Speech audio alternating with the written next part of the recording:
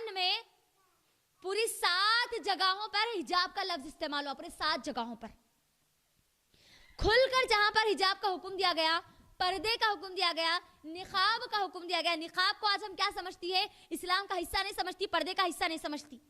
اگر ہم شیخ عثیمین رحمہ اللہ جس وقت ان کے دور میں یعنی 90s میں 19 میں جو یہ نقاب کا جو فتنہ اٹھا تھا، اس پر انہوں نے کیا کیا، جتنی آیتیں حجاب کی آئی ہے اس پر انہوں نے 12.12 نکات ایسے نکالے جس میں حجاب نقاب کا بھی حکم دیا گیا.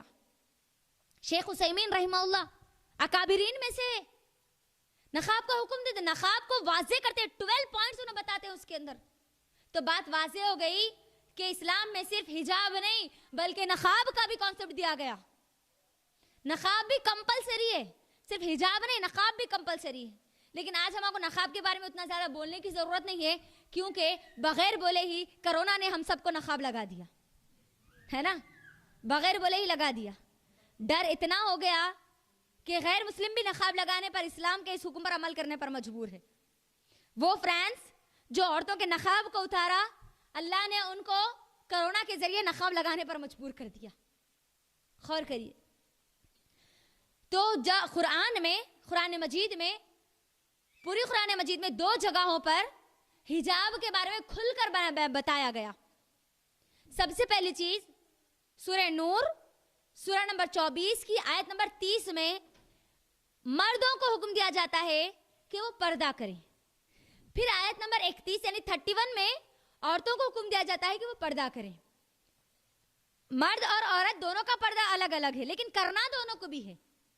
اب 30 میں کیا کرنا ہے مردوں کو یہ بتایا گیا، اور 31 میں یعنی 31 میں عورتوں کو گھر کے اندر کا پردہ بتایا گیا. یعنی جب اپنے گھروں میں آپ رہیں گی تو کن کن سے پردہ کریں گی، آپ کے محرم کون ہوں گے، غیر محرم کون ہوں گے، یعنی گھر کے اندر کا آپ کو پردہ بتا دیا گیا، گھر کے اندر کے حجاب کے رولز بتا دیے گئے. اور سورہ احزاب سورہ نمبر 33 کی آیت نمبر 59 میں گھر کے باہر کے پردے کے بارے میں بتایا گیا. اللہ سبحانہ و تعالی سورہ احزاب سورہ نمبر 33 کی آیت نمبر 59 میں فرماتے ہیں، بسم اللہ الرحمن الرحیم، یا ایہا النبی قل لازواجک وبناتک ونساء المؤمنین یدنین علیہن من جلابیبہن ان یعرفن فلا یؤذین. اللہ سبحانہ و تعالی حکم دیتے ہیں اور کہتے ہیں، یا ایہا النبی، اے نبی صلی اللہ علیہ وسلم، قل لازواجک، کہہ دیجئے اپنی بیویوں سے، وبناتک، اپنی بیٹیوں سے، ونساء المؤمنین، اور تمام عورتوں سے، تمام مسلمان عورتیں، تمام مومن عورتوں سے، یدنین علیہن من جلابیبہن ان یعرفن فلا یؤذین، ان کو کہیں کہ وہ کیا کریں، اپنے اوپر جلباب کو لٹکا لیں. یہ آج جو پردہ ہے میری بہنوں، جو آج ہم برقع استعمال کر رہی ہے، یہ ایز اے حجاب استعمال کر رہی ہے. یہ برقع ہم کو کیا بولتے، اسلام میں نہیں بولا گیا کہ یہ برقع ہی تمہارا حجاب ہے، تم کو صرف یہی کرنا ہے. برقعے کو حجاب کے طور پر استعمال کیا جا رہا ہے. حجاب پردہ، ہم کوئی بھی مسلم ہو یا غیر مسلم ہو اپنے گھر پر ایک کارٹن لگاتا ہے، ایک پردہ لگاتا ہے، وہ بھی حجاب ہے، وہ گھر کا حجاب ہے. وہ چیزیں، 2 آبجیکٹس کو یعنی 2 چیزوں کو ایک دوسرے سے جدا کرنے والی جو چیز ہے اس کو کہتے ہیں حجاب، اس کو کہتے ہیں پردہ.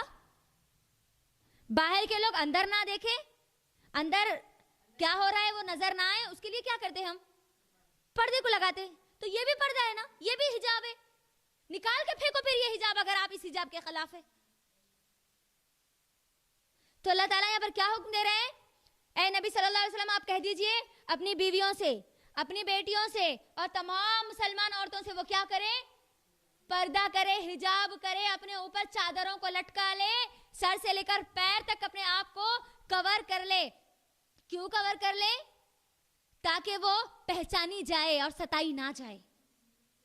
یہ آیت کا پورا مکمل مفہوم ہے. یعنی ہماری آئیڈینٹی، ہماری پہچان اب حجاب سے ہے. بہت سارے لوگ ہیں جو دوسرے ریلیجن کو فالو کرتے ہیں لیکن ہمارے اسلام کی ہماری شناخت کیا بن گئی اب؟ حجاب، برقع، نقاب، یہ ہماری آئیڈینٹی ہے. لیکن اس ہماری آئیڈینٹی کو چھیننے کی کوشش کی جا رہی ہے. دشمن چاہتا ہے کہ ہم مسلمان تو باقی رہے لیکن اصل مسلمان نہ رہے. یہی تو ان کا اصل مقصد ہے.